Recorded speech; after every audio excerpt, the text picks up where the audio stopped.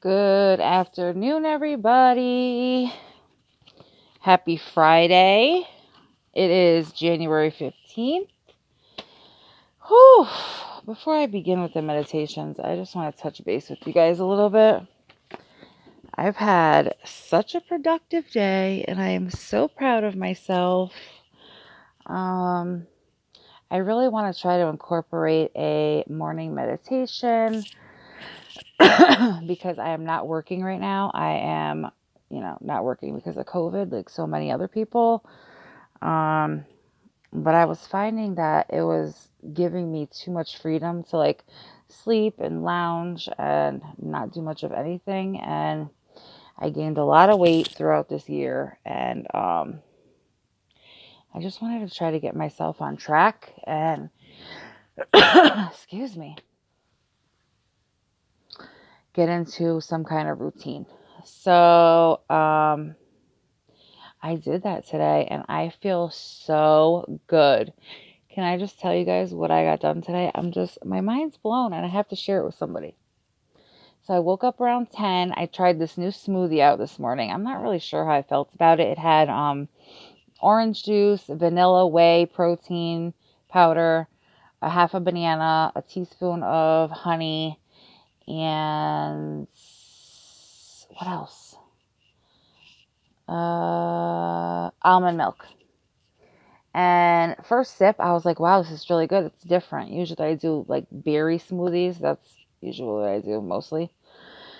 So that was a little different for me. And I liked it on the first sip, but the more I kept drinking it, I don't know, I had like a funny taste. I don't know if it was the protein powder or the orange juice. Not sure. Anyway, though, I did try something new, which was good. I'm trying to do a no carb or low carb diet. Not being totally restrictive with myself because I just find if I'm totally like very restrictive with myself, I'll just stop. Um, I was just more or less like watching what I'm eating and picking a healthier choice or a better choice than something I would normally pick. So I did that. I did my smoothie. I did my yoga and my grounding meditation. I watched 45 minutes of Joyce Meyer, which is, that's my church, Joyce Meyer. She's a preacher. I watched 45 minutes of her, took some notes on that, and then I put on Map My Fitness on my phone, and I went outside for a walk, and I ended up walking a mile, and came home, took a shower, and I just had another smoothie for lunch, and I just feel so, oh, and I have laundry in too. Laundry too, come on. Yes, a bitch. You go, girl. And I just feel so good. Like, I feel so positive and happy and proud and productive.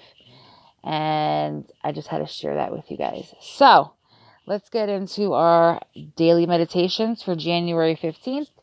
Take out your just for today daily meditation book. And it says, fear. Powerless as we are, living on self-will is a frightening, unmanageable experience. In recovery, we have turned our will and our lives safely over to the care of God of our understanding.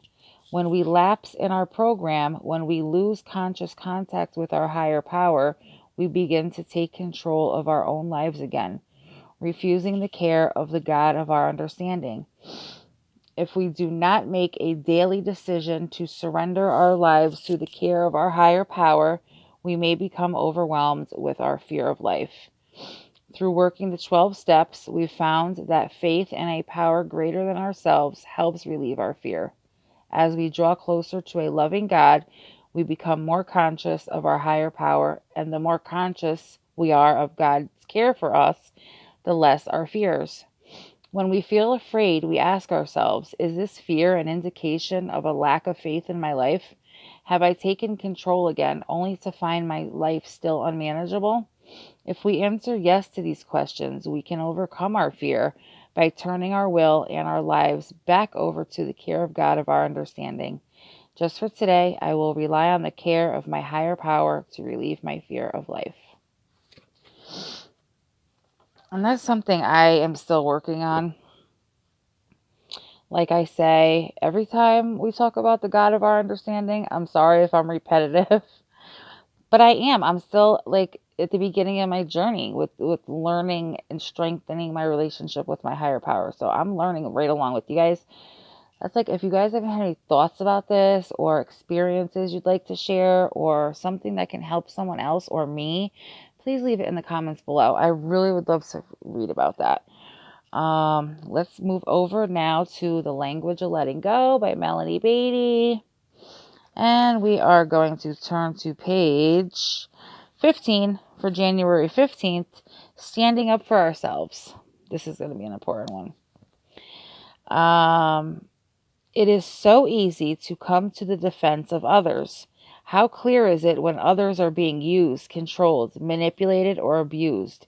It is so easy to fight their battles, become righteously indignant, rally to their aid, and spur them on to victory. You have rights, we tell them, and those rights are being violated. Stand up for yourself without guilt. Why is it so hard then for us to rally to our own behalf? Why can't we see when we're being used, victimized, lied to, manipulated, or otherwise violated? Why is it so difficult for us to stand up for ourselves?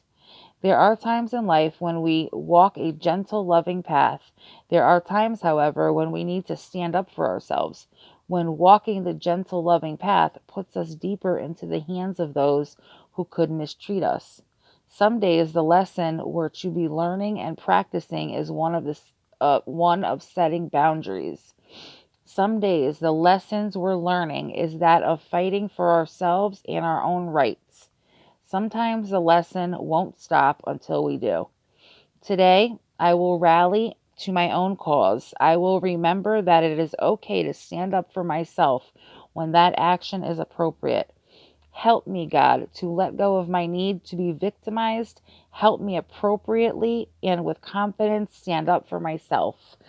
Yes, I love this.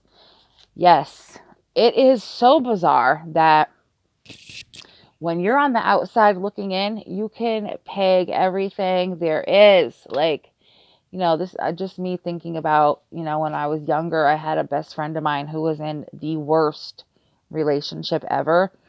He cheated on her. He did, like, my mind was blown how you even could look at him with any kind of respect at all or any kind of like lust. I would look at him and want to attack. Like, the shit he did to her was mind blowing. And I would time and time again come to her beck and call, help her move out, move her in with me, and she'd go back to him. And I just could, it was coming down to the point where it was putting our friendship in jeopardy because I was becoming resentful to her. I could not understand how she couldn't see this. And it's bizarre. When you're in love and you're in it, I think you kind of do see it, but you don't want to believe it. You see the good in those people and you want to bring that out of them. And it all goes back to your own experiences and your own insecurities and stuff like that. I've also been in a relationship where everybody else sees the bad in my partner, and I also see the bad in my partner. I just also see the good, and it just hurts my feelings so much to give up on that good because of that bad. So this is a good one. Once you learn to, no matter what, stand up for yourself, set boundaries. It doesn't matter if you love them. It doesn't matter. It doesn't matter. You need to set boundaries for yourself and you need to be respected. And anybody who can't do that for you is just not worth being in your life at all. Like, everybody deserves respect. Everybody, no matter what. So those are our readings for today. Thank you for joining me. Hit subscribe. Let me know your thoughts in the comments below. And I'll see you guys here tomorrow. Bye.